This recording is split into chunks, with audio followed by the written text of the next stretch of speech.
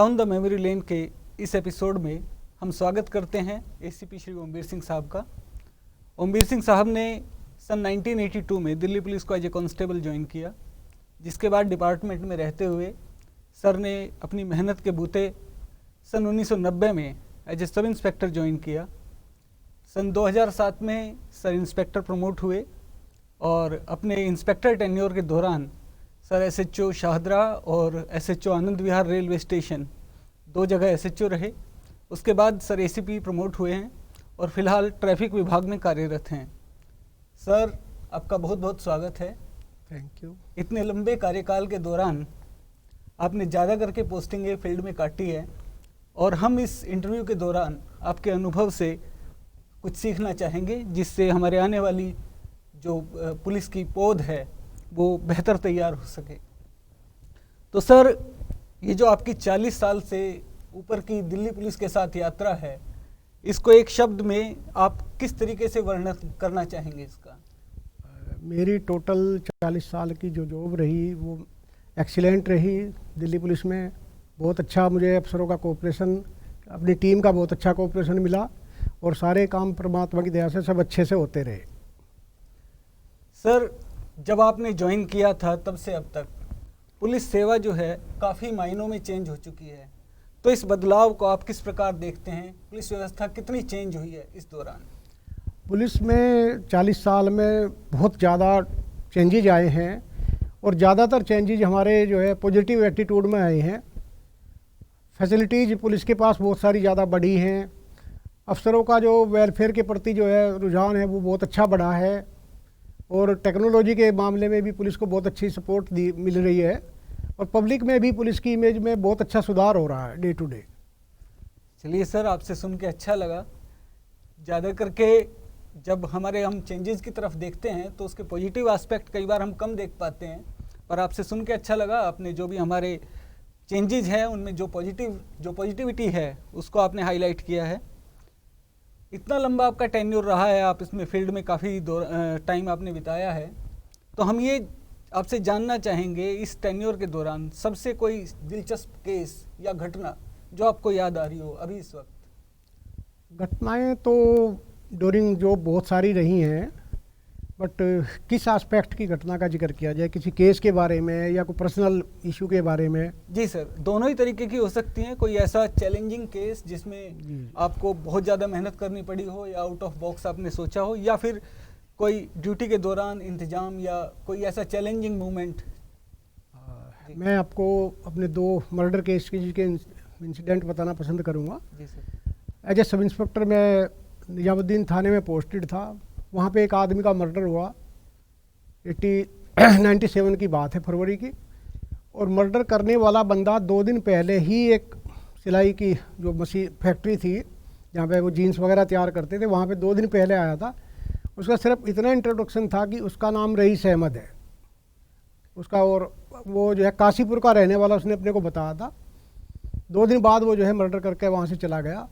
हमारे पास उसमें कोई भी क्लू नहीं था सिवाय इसके। एक प्लस पॉइंट हमें मिला था कि जो विटनेस था, जो मालिक था फैक्ट्री का, उसके वर्कर का मर्डर हुआ था, उसने उसका पोर्ट्रेट बहुत अच्छा बनवाया था। करीब 15 दिन की मेहनत के बाद हमने उस बंदे को रामपुर डिस्ट्रिक्ट में उसका गांव था, वहाँ उसके घर से जो है हम अरेस्ट करके लेकर आए और उस केस को वर्कआउट किया। बहुत सुंदर सर। और एक दूसरा केस बतौर इंस्पेक्टर इन्वेस्टिगेशन में शाहदरा में था। वहाँ पे एक डेड बॉडी मिली रात में, सुबह डेड बॉडी मिली। उसमें भी हमारे पास कोई क्लू नहीं था, मरने वाला भी आइडेंटिफाई नहीं था, लेकिन उसमें एक जो बोरे में डेड बॉडी लिपटी हुई थी, तो उस बोरे पे एक एड्रेस था अहमदाबाद की कंपनी का, जहाँ से वो बोरा कपड़ा उसमें आया था। वहाँ हमने अहमदाबाद कंपनी से कांटेक्ट किया, उससे सेम डे बंदा भेज के, और फ़ोन नंबर थे उन पर भी कांटेक्ट किया। तो उन्होंने हमें जो रिकॉर्ड दिया उसके अकॉर्डिंगली हम लास्टली जो है विदिन 24 आवर्स जो एक्चुअल कल्प्रिट थे उन तक पहुंच पाए और उस केस को वर्कआउट किया। वाकई सर, दोनों केस अपने आप में बेमिसाल हैं।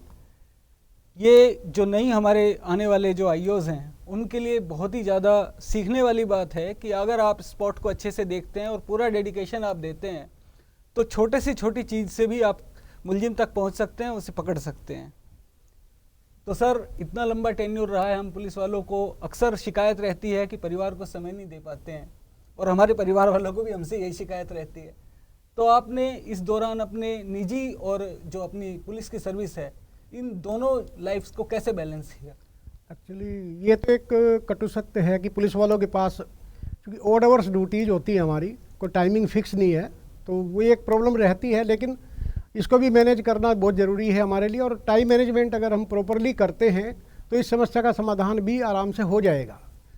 थोड़ी बहुत कभी कभी प्रॉब्लम्स आती हैं हमें, लेकिन वो नॉर्मल टाइम में नहीं है। और अब जो ताज़ा टाइम में तो हमारे अफसरान की अच्छी सपोर्ट है।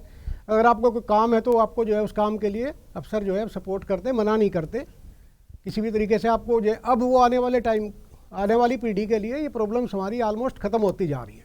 जी चलिए, बड़ी अच्छी बात है, आपसे बात करते हुए बड़ी पॉजिटिविटी हमें फील हो रही है।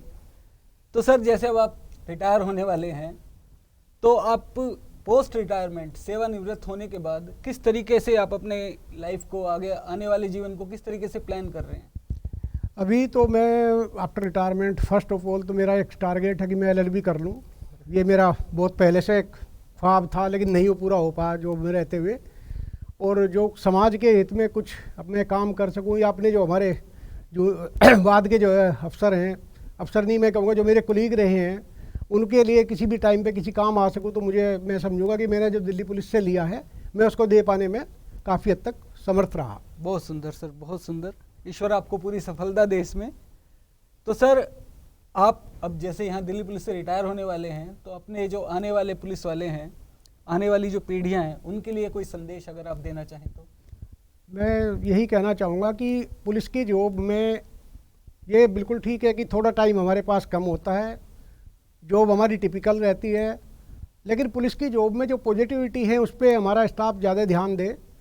पुलिस के जॉब में हम उन लोगों से मिल पाते हैं जिन लोगों से हम ज़िंदगी में सोच भी नहीं सकते कि वहाँ तक हम पहुँच जाएंगे।